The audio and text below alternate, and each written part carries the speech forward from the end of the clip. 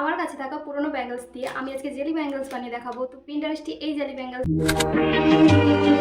Hello everyone, welcome and welcome back to my channel. তো long video post করার একটাই কারণ যে আমি শর্টসে সব কিছু তো ক্লিয়ার করে বলতে পারবো না, তাই জন্য একটা লং ভিডিও করলাম দুটো ব্যাপার দেখানোর জন্য, যে আগে আমি যেটা ট্রাই করেছিলাম সেটা কেন হয়নি, আর এই যে ব্যাঙ্গেলসগুলো দিয়ে এবার যেটা হবে সেটা তোমরা দেখতে পাবে। এই জেলি ব্যাঙ্গেলস বানানোর জন্য আমাদের লাগবে ভেলভেটের ব্যাঙ্গেলস, দুটো চুজ করেছি, কিন্তু আমি ভাবলাম এই চুড়িটা তো একটু ভালো আছে, তো এটাকে ছেড়ে এই চুড়িটা একটু আমার হাতে বড় সাইজ আর কালারটাও অনেকটা ফেড হয়ে গেছে, তো এটাকে আমি কাজে লাগাবো।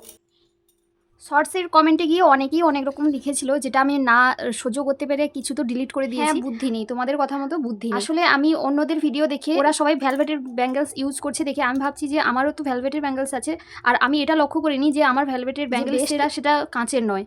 না, এটা স্ক্যাম বলা যাবে না, কিন্তু এটা আমার নিজের দোষই হয়েছে। আমি আগে ব্যাঙ্গেলসগুলোকে চেক করে নিই, তো আমাকে এখনই কিনে আনতে হবে ভেলভেটের ব্যাঙ্গেলস, সরি, কাঁচের ব্যাঙ্গেলস।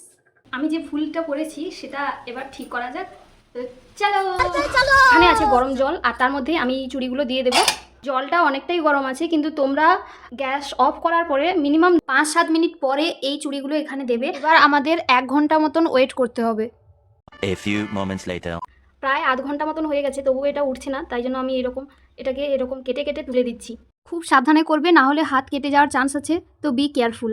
অনেক ধৈর্য ধরার পরে এরকম এসেছে রেজাল্টটা, আর এই হচ্ছে অরিজিনাল এই টাইপের চুড়ি। আমি প্রায় মার্কেটে অনেকগুলো দোকান ঘুরে, 7-8খানা দোকানে ঘোরার পরে এই চুড়িটা পেয়েছি। এই চুড়িগুলো তোমরা মার্কেটে কিনতে যাও তাহলে দেখবে চুড়িটা যেন ট্রান্সপারেন্ট হয়, আর ওপরে শুধু জাস্ট এরকম আঠা দিয়ে আটকানো থাকে, এরকম কিছু সিকোয়েন্স বা কিছু। প্রথমে 12টা চুড়ির দাম বলছিল 30 টাকা, কিন্তু জানি না কেন টাকা নেওয়ার সময় বলছি না এটা 40 টাকা দাম। চুড়ির উপরের গ্লিটারগুলো তুলতে তুলতে আমার হাত পুরো ঝিকিমিকি হয়ে গেছে।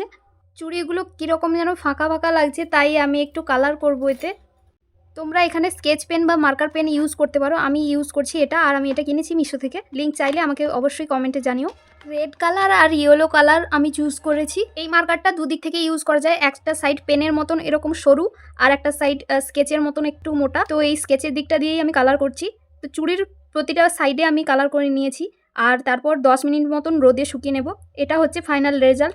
আমি কিন্তু ইয়েলো কালারের চুড়ি বেশি বানাই। কালার করার পরেও যেন কেমন ফাঁকা ফাঁকা লাগছিল, তাই আগে যে আমি কাশ্মীরি ব্যাঙ্গেলস বানিয়েছিলাম সেটা দিয়ে এটা পেয়ার করলাম। আর হাতে দেখো এই কালার করতে গিয়ে হাত পুরো ঘেটে গেছে। আই হোপ তোমাদের কাছে সবকিছু ক্লিয়ার হয়ে গেছে। ভিডিওটা ভালো লাগলে লাইক, কমেন্ট অ্যান্ড শেয়ার করে দিও। আর হ্যাঁ, এই কুর্তিটার দাম কিন্তু নিয়েছে মাত্র 100 টাকা। Can you believe that? তো তোমরা যদি দেখতে চাও আমি গড়িয়াহাট থেকে কী কী কিনেছি, তো নেক্সট ভিডিওতে সেটা আমি দেখাবো। আর আমার চ্যানেলটাকে অবশ্যই সাবস্ক্রাইব করে দেবো। Bye bye.